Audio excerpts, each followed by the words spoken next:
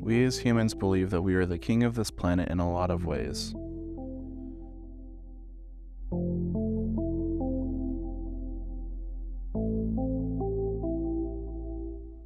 In my view, at the very least, we are an odd creature. It's obvious that there is something powerful about humanity, something that is special. This special thing still evades us. Many would like it to be something that shows our dominance over the natural world. The truth is that, although we are different, we are not dominant over the world. The world is dominant over us. And the world will continue to remind us of this fact.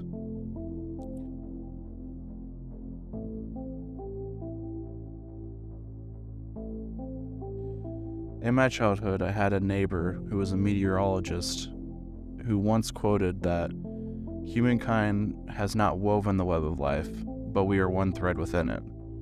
A quote originally from a Native American named Chief Seattle.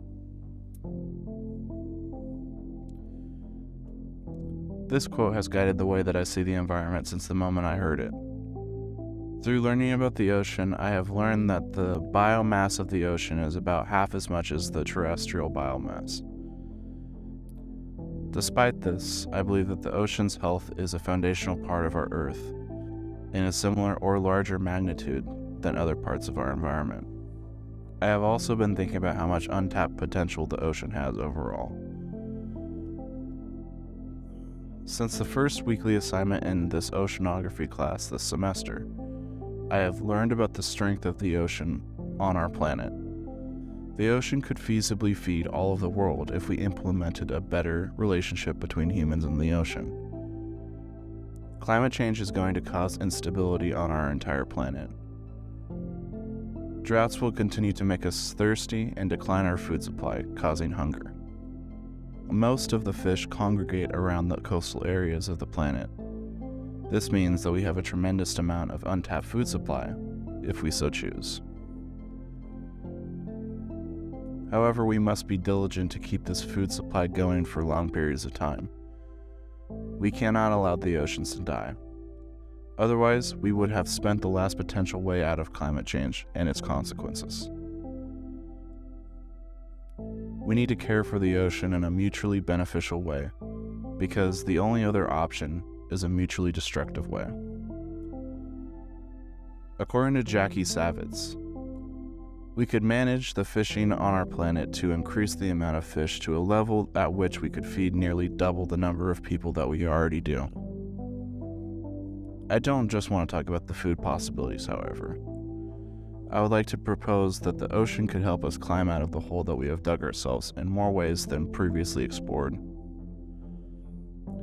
As mentioned before, the ocean only contains half of the amount of biomass as the terrestrial planet, and more importantly, it makes up 97% of the water on our planet. The ocean is a constantly moving force with the vast majority of water. When it comes to power in the modern age, we know how to convert movements and sunlight into energy on land. The most unchanging and constant movement on the planet is mainly untapped, it seems. The ocean never stops moving, and likely won't stop moving for several lifetimes. A literal and metaphorical untapped ocean of power.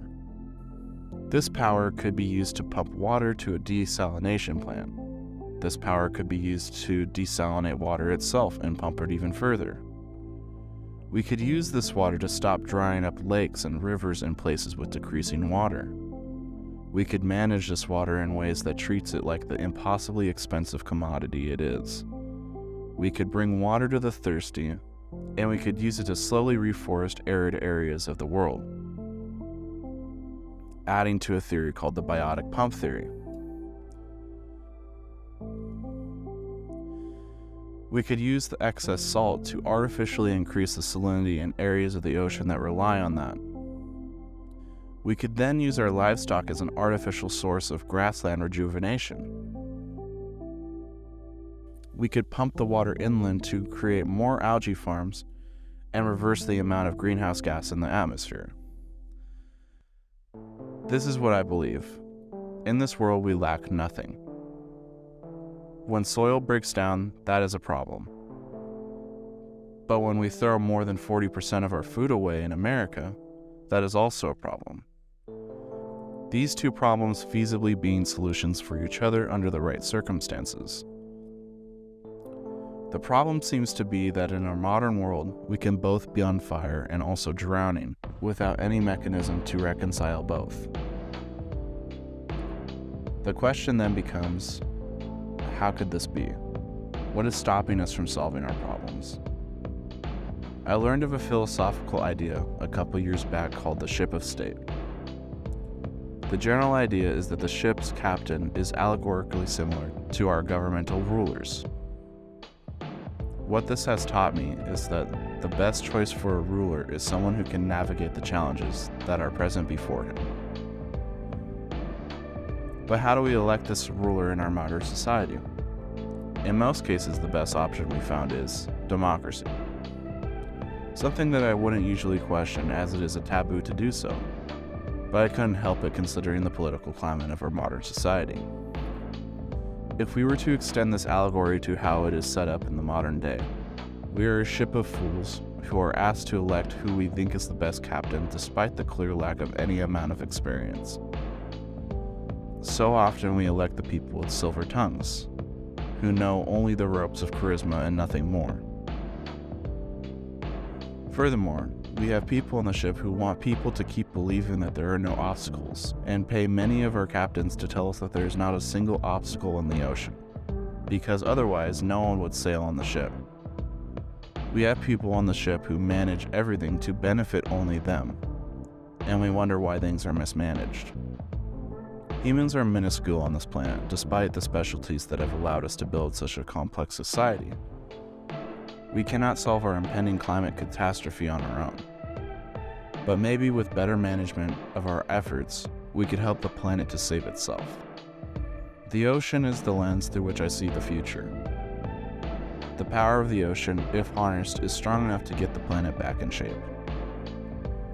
We have no lack of anything in our modern world. We have an overabundance of opportunities. All we need to do is manage it properly. Thank you for listening.